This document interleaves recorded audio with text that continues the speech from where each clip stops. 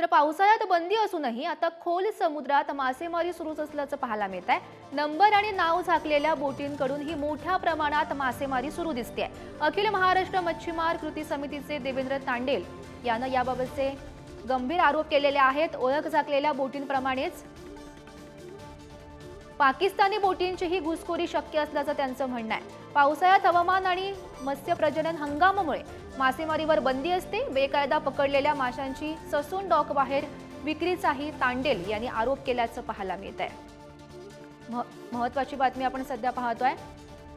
पावसाळ्यात बंदी असूनही खोल समुद्रात मासेमारी सुरूच आहे असं सध्या समोर आलेलं आहे। नंबर आणि नाव झाकलेल्या बोटींकडून मोठ्या प्रमाणात मासेमारी सुरू असल्याचं अखिल महाराष्ट्र मच्छीमार कृती समितीचे देवेंद्र तांडेल यांनी गंभीर आरोप केलेले आहेत।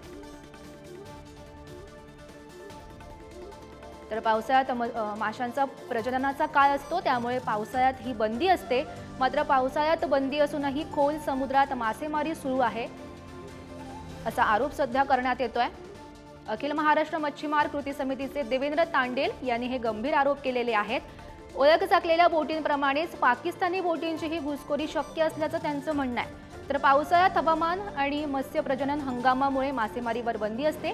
बेकायदा पकडलेल्या माशांची ससून डॉक बाहेर विक्री होते असा सुद्धा देवेंद्र तांडेल यांनी आरोप केल्याचं पाहायला मिळत आहे।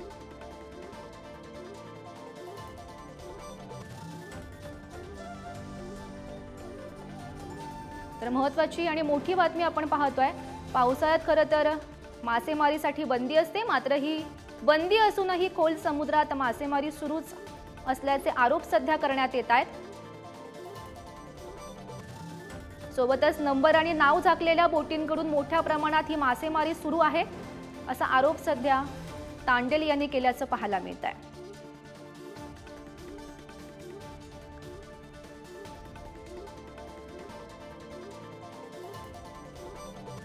अखिल महाराष्ट्र मच्छीमार कृती समितीचे देवेंद्र तांडेल यांनी हे गंभीर आरोप केलेले आहेत। तर ओळख झाकलेल्या बोटींप्रमाणेच पाकिस्तानी बोटींचा सुद्धा यामध्ये समावेश होऊ शकतो असं सुद्धा त्यांनी आरोप केल्याचं पाहायला मिळत आहे।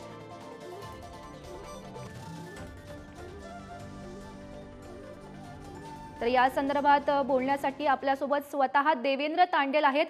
तांडेल जी आपण पाहतोय तुम्ही गंभीर आरोप केलेले आहेत। या तुम्ही असंही म्हणतायत नंबर आणि नाव झाकलेल्या बोटींकडून मोठ्या प्रमाणात ही मासेमारी सुरू आहे, नेमकं तुमचं म्हणणं काय? अवैध मासेमारी मोठं सत्र जोरात सुरू आहे।